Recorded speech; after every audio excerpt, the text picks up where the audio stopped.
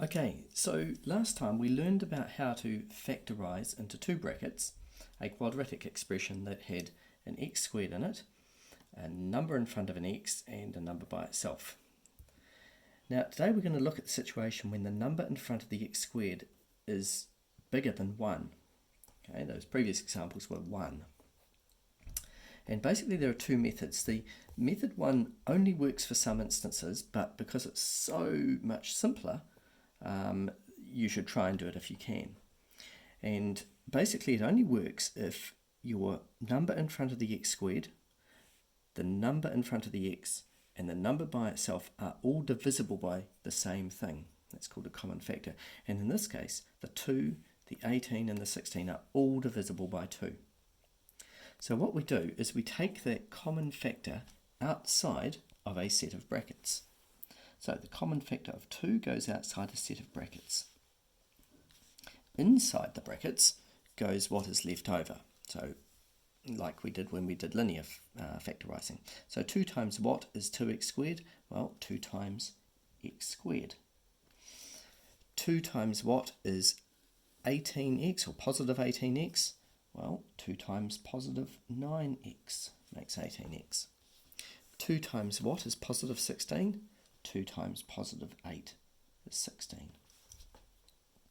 Now we have this part inside the bracket which we can factorise as we did last session. Notice that it has a squared and it has a number by itself, so that means it's going to end up in two brackets. So the one bracket there turns into two brackets. 2 stays there, alright, that's not going to change at all now. We're looking for factors of 8 which add together to make 9. Alright, so we've got 1, 8, 2 and 4, that's the one that makes 9. Positive 8, positive 9, so therefore they'll both be positive. So we're going to have an x in that bracket and that bracket, a 1, positive 1 and a positive 8 in that bracket, and there's the solution. Now the second method, it works for all examples. It's a little bit harder, at least all examples at year 11. And you'll notice in this case, there is no common factor between the negative 7 and the negative 5. Nothing that they can each divide by. So this process is called splitting the term, and it starts with a little phrase over here. It says, remember, the factors of a times c. So if I look at this, the factors of 6 times negative 5, which means I want the factors of negative 30. Let's write that down here, negative 30. Which add to make b, which add to make negative 7. Okay, so I'm going to put the factors in their pairs. I'm going to ignore the sign to start with. 130, 215, 310, 5 and 6. And I have to pick one of those, remembering that one of them has to be negative to make negative 30 when I times it. One of them has to be positive. How can I make a negative 7 out of it? Alright, well it's going to be this one here. And it's going to be that being a negative 10. Because 3 and negative 10 combine together to make negative 7. So what we do is we copy down this term here as it was. So this is called 6x squared. We copy down this term as it was, minus 5. But what we do is we split the middle term, negative 7x, into 3x and negative 10x. So positive 3x and negative 10x. Okay, so that splits that term there, and that's why this method is called splitting the term. Now, what we do now is we separately factorise each part of these. Now, this part is going to be factorising with one bracket. There's a squared, but there's no number by itself.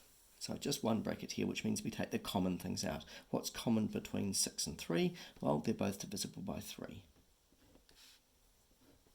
What's left over? 3 times 2x squared. Actually, my mistake. Let's go a bit further. They're both divisible by 3, but also by x. So outside the bracket here goes x as well. So 3x outside the bracket. 3x times 2x makes 6x squared. 3x times what makes 3x? 3x times positive 1.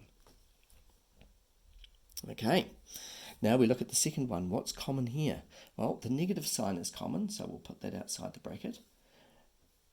10 and 5 are both divisible by 5, so that goes outside the bracket. And we've got another bracket here. Right, negative 5 times what gives me negative 10x? Negative 5 times 2 gives me negative 10, and times x gives me negative 10x. Negative 5 times what gives me negative 5? Negative 5 times positive 1. And you'll notice that these brackets here are the same. Now, if you find that they're slightly different, that had a negative and that had a negative, then that means change the sign outside that second term here. But more often than not, they're going to end up both being the same. And now that we have a bracket which is the same, we put that bracket first, like this, 2x plus 1, and we put the remaining bits inside their own bracket.